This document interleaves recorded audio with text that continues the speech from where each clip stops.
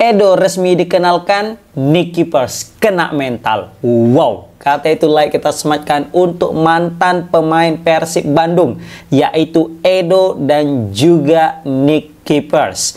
Kita baru saja menyaksikan sama-sama bahwasanya di akun sosial media Dewa United memperkenalkan rekrutan teranyar mereka, yaitu bek andalan daripada Persib Bandung, yaitu Edo, selaku mantan pemain timnas juga di era Sintayong. Nah, ini mungkin jadi berita baik dan berita buruk. Berita baiknya adalah Edo usianya lebih tua dibanding dengan Dewangga yang akan, ya, maksudnya mengisi posisi daripada seorang Edo, guys. Jadi Persib ini kan sesuai dengan visinya, yaitu peremajaan. Jadi ya, melepas pemain yang agak lebih senior dan mendatangkan pemain yang senior juga tapi masih jiwa muda dan umurnya juga masih muda, karena memang fokus mereka cukup banyak musim depan Liga 1 dan juga ACL 2. Nah, jadi Edo ini kan, kalau apa ya bisa kita bilang ya, Edo ini kan sebenarnya andalan. Makanya kalau buruknya ya ini kan semacam taruhan juga, ya kan, mempertaruhkan dengan melepas pemain yang udah nyetel dengan pemain baru yang belum tentu bisa nyetel apa enggak. Tapi sekali lagi ya itu tinggal menunggu waktu aja, karena kebetulan juga kualitas daripada Dewangga dan juga Edo ini 11-12, nggak jauh beda, nggak timpang kali lah gitu maksudnya, ya kan. Sama-sama pernah dipanggil ke timnas juga di level senior. Nah, di sini fix udah 2 pemain Persib berlabuh ya ke Dewa United, dan dua-dua ini pemain inti jantung pertahanan daripada Persib. Ya, tinggal menambah Gustavo Franca, satu lagi udah pas lah itu. Dewa United tuh asli ngeborong lini pertahanan daripada Persib Bandung. Apalagi Kakang udah 4 itu masuk, udahlah wassalam. Udah lengkap kali itu gerbong Persib gabung ke Dewa United. Nah, tapi kita bukan fokus kepada Edo yang udah resmi ya ke Dewa United, tapi kita akan sesuai dengan judul, Nick Keepers kena mental. Jadi tadi sebenarnya aku tuh nggak pengen bahas ini, tapi ada komen daripada Bobotoh, ya kan, Bang, nggak mau bahas ini Bang, yang Nick Keepers klarifikasi.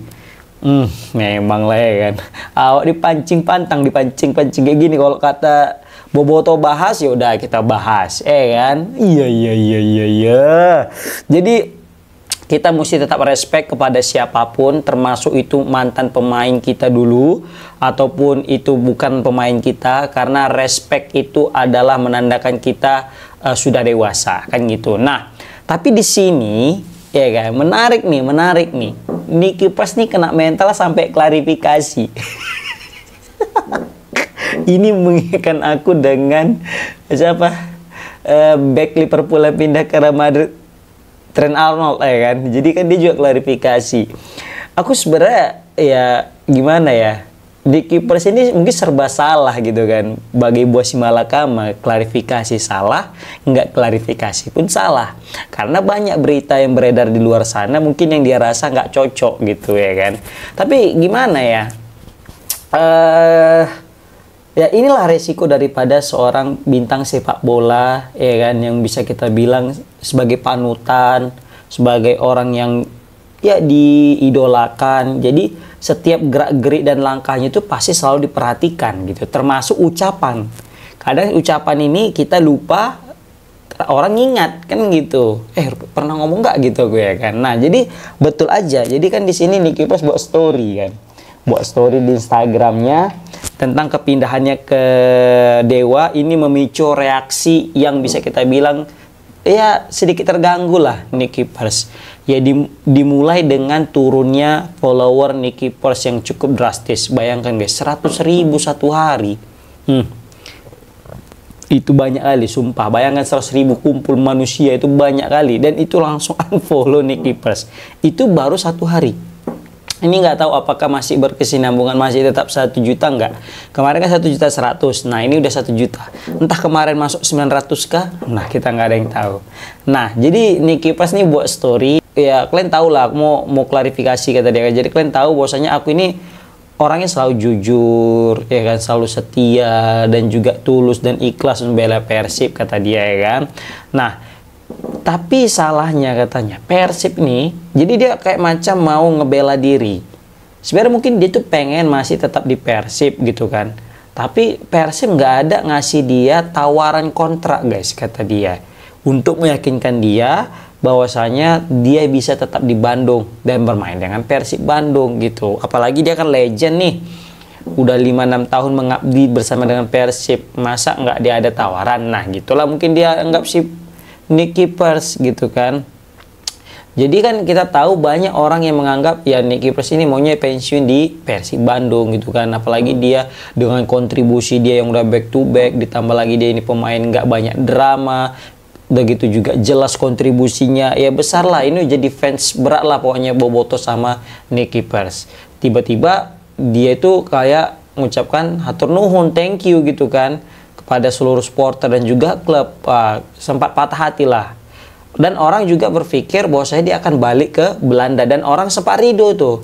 Sempat ikhlas bahwa Nick Kipers balik ke Belanda. Ya udah nggak masalah lah dia mau balik ke Belanda gitu kan.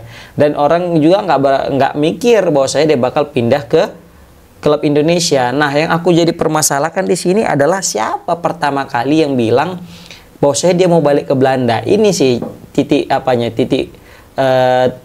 masalahnya, karena ada kata-kata dia mau balik ke Belanda. Nah di sini pengakuan daripada Nick Kipers jelas dia bilang aku nggak pernah ngomong loh mau balik ke Belanda, kata Nick Kipers. Just as I never said I would return to Netherlands, kan? I never, kata dia, aku nggak pernah katanya ngomong aku mau balik ke Belanda. Mak ini jadi bingung kita ini, apa pernah apa enggak? Kalian lah Boboto, pernah nggak kalian dengar atau statement daripada Nick Kipers mau balik ke Belanda? Mungkin bisa komen di kolom komentar ya. Jadi dia itu kayak mau membenarkan berita yang salah gitu. Jadi kan banyak berita yang salah ini beredar. Jadi dia kayak mau klarifikasi biar jangan lagi ada caci dan maki gitu mungkin ya kan. Karena mungkin dia juga ya kesal juga mungkin ya kan. Banyak kali serangan-serangan ke Instagram dia, komen-komen yang bisa kita bilang hate speech gitu kan, komen-komen ya negatif. Terakhir dia mungkin merasa terusik dan ujungnya kena mental gitu kan. Wah ini nggak iya, ini nggak iya, ini mau cukup mengganggu, kata dia. Terakhir dia buatlah semacam klarifikasi. Iya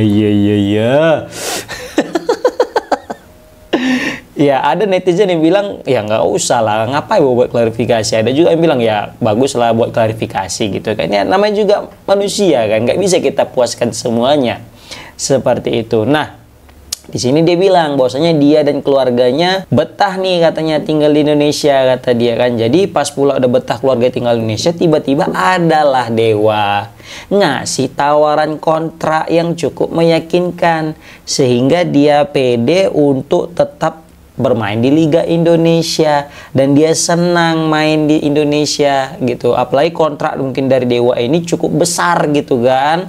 Jadi kan banyak ini berita yang beredar juga karena Nick Kipers mata duitan kata orang itu ya kan. Jadi di sini Nick Kipers juga ya wajar lah manusia kan, duit mungkin gitu kan.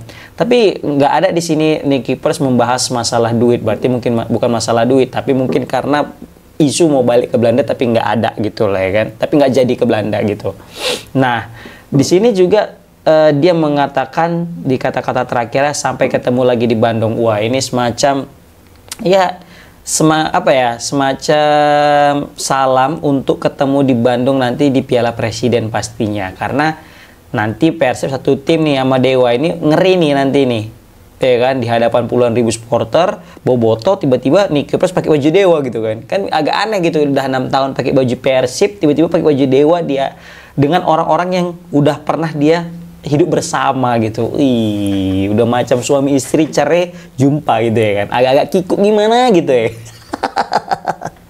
Nah di sini ini sebenarnya ada plus minusnya sih kenapa Persib ini melepas Nick Kipers gitu. Mungkin plusnya ya pasti lebih hemat lah.